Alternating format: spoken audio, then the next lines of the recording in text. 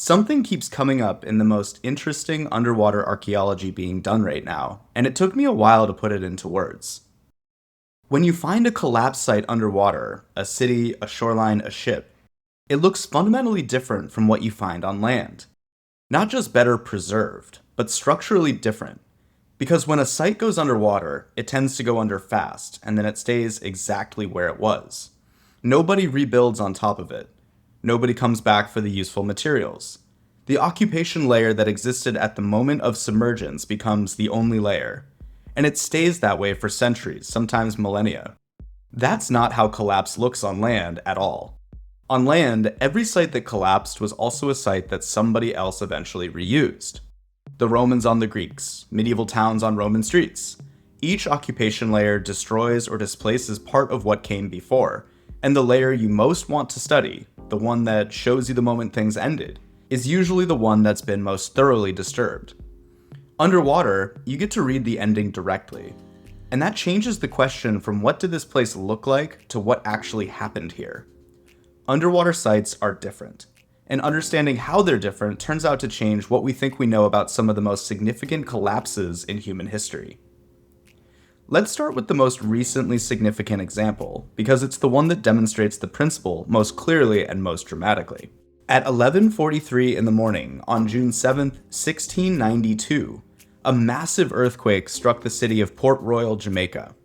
In less than 3 minutes, 2/3 of what contemporaries called the wickedest city on Earth vanished beneath Kingston Harbor's blue waters.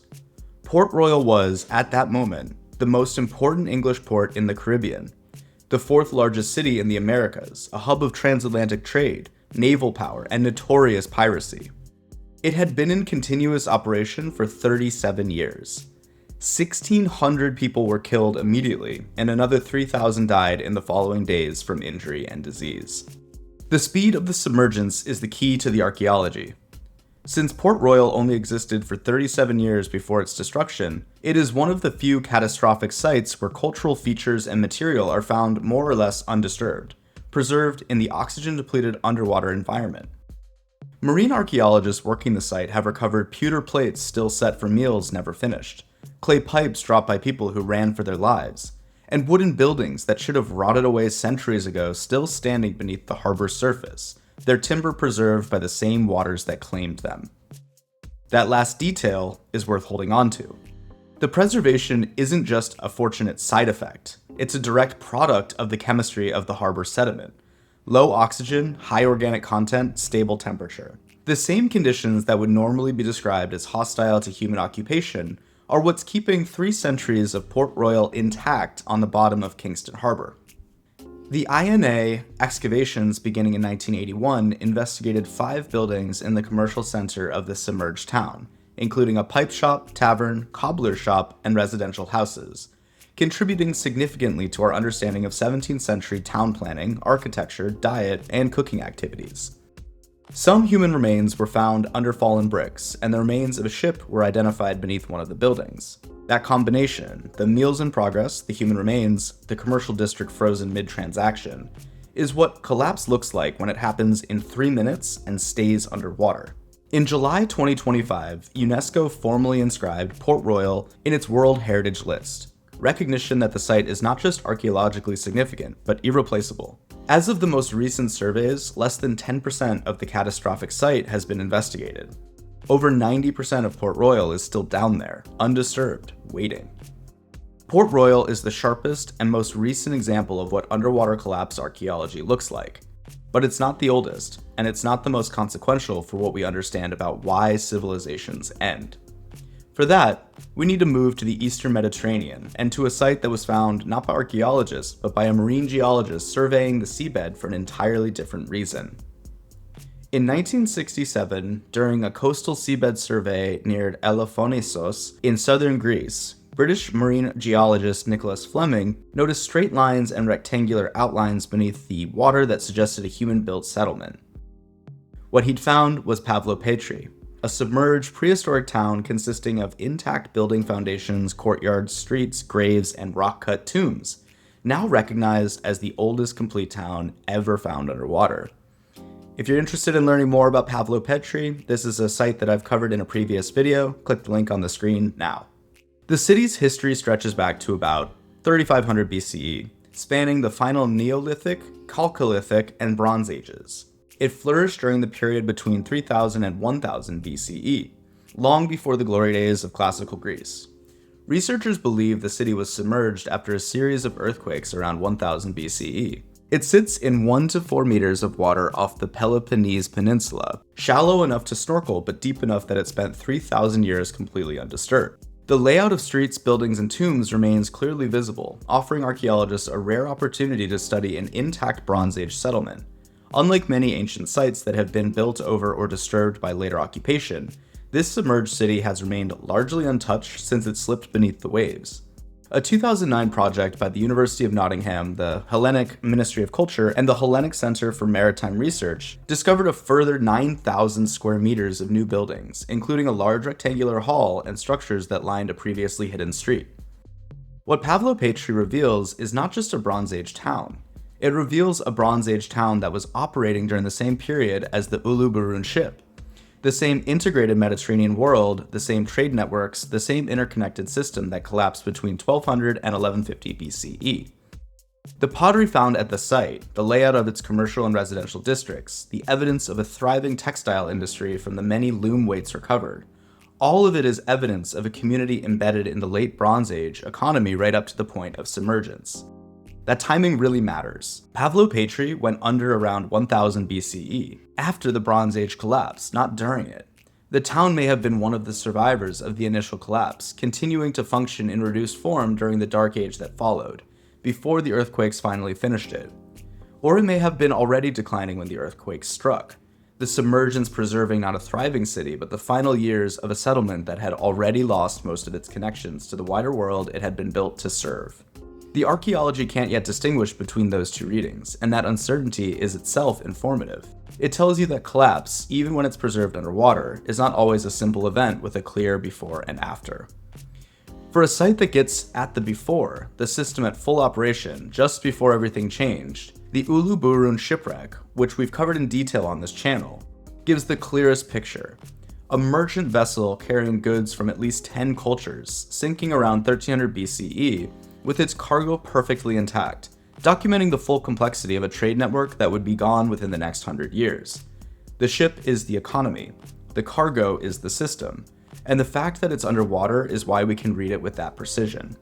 The Cape Caledonia wreck, also covered on this channel, provides the after. The ship sank around 1200 BCE, right at the moment of the collapse, carrying scrap bronze tools and metal ingots, a metalsmith still moving through the Mediterranean, still trying to do business in the early years of a breakdown that would eventually eliminate the entire system he was part of.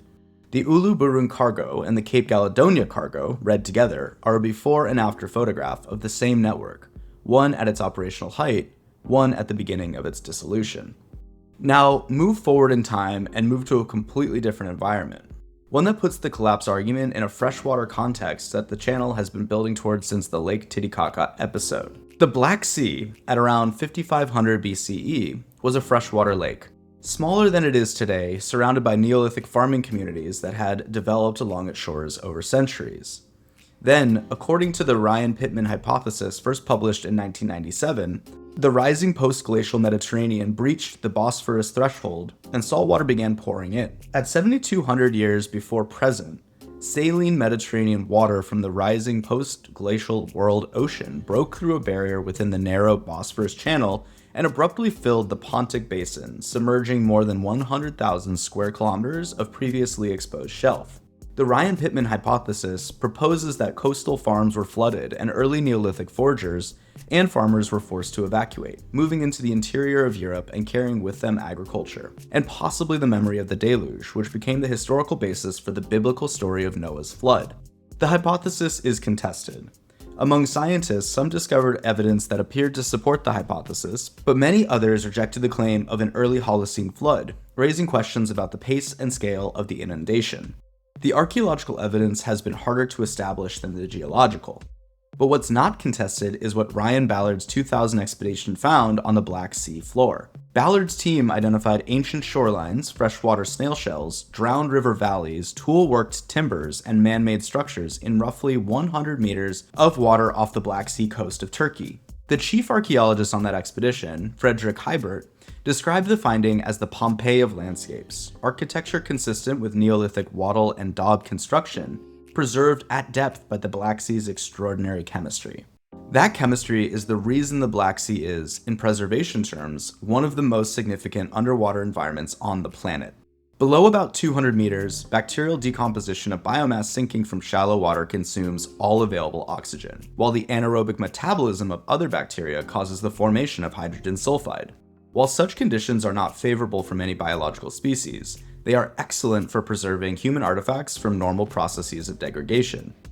Sinop D, a well-preserved Byzantine shipwreck discovered in 2000 and subsequently investigated in 2003 and 2007, illustrates the potential for wreck preservation in the deep anoxic waters, with organic materials preserved at a level that would be impossible in any oxygenated marine environment. The Black Sea is not just a place where things are preserved. It's a place where an entire submerged landscape, the shelf flooded by the post-glacial transgression, is waiting for systematic survey. The settlements that existed along the pre-flood shoreline, if they were there, are now somewhere between 50 and 150 meters underwater, in conditions that would preserve organic material including, potentially, human remains and the DNA they contain. The technology to survey that landscape at scale now exists. The survey hasn't been done. What's down there is one of the most significant open questions in Neolithic European archaeology.